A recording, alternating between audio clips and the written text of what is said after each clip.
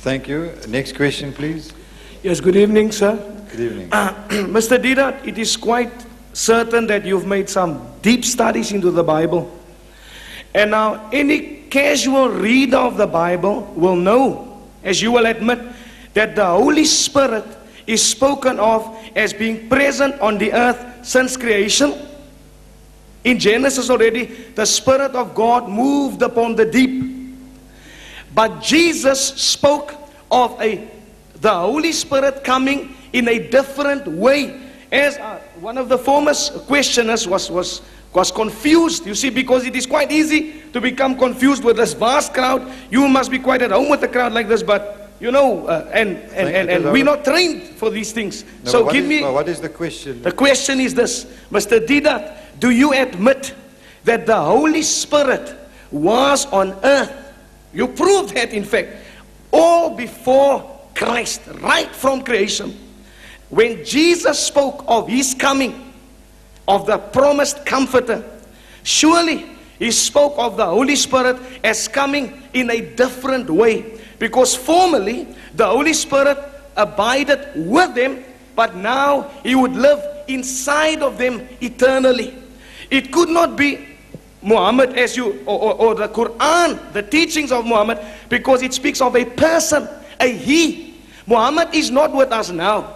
So you answered a former questioner by saying that the teachings of Muhammad has been with us all these years, but the comforter is not the teachings of Muhammad. The comforter, according to you, is Muhammad. Now the Bible says, Jesus said, this comforter abides with us eternally. Which means you are trying to tell us Muhammad is here with us now and abides with us all through. Thank you. If you read the scriptures once more again, your Gospel of St. Luke, you will read there about Lazarus or Dykes. You know that there was a fellow simmering in hell, and he wanted Abraham to send somebody to dip his finger in the water and put it in his mouth. So he said, now look, between you and us there is a barrier which we can't cover. So the man made a request, the one in hell.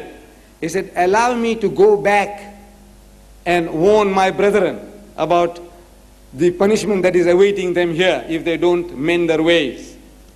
So the answer that was given to them, that they have Moses and the prophets. Do you remember that verse? Have you heard that verse before? That they have Moses and the prophets. Is Moses here with us today? But that's what the Bible says, that they have Moses and the prophets.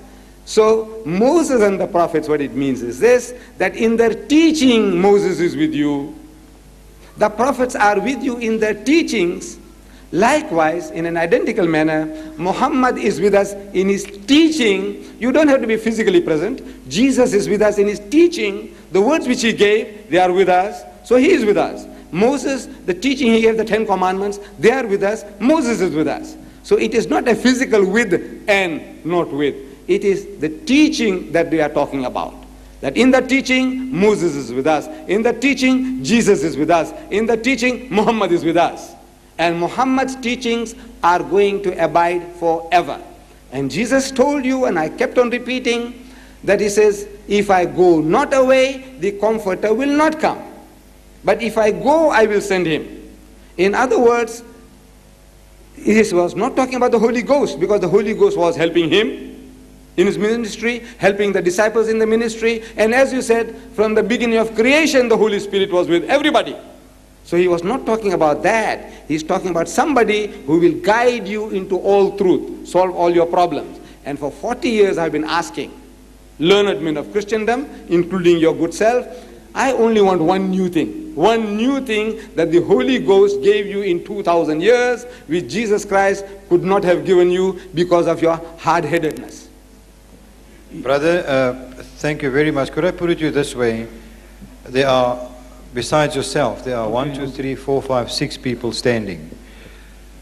But you see, it is very misleading if someone puts a question and Mr. Didat gives any answer he can give, and the people will accept it, because I can't Tell him now, but that is wrong. He can give any answer, anything he can say.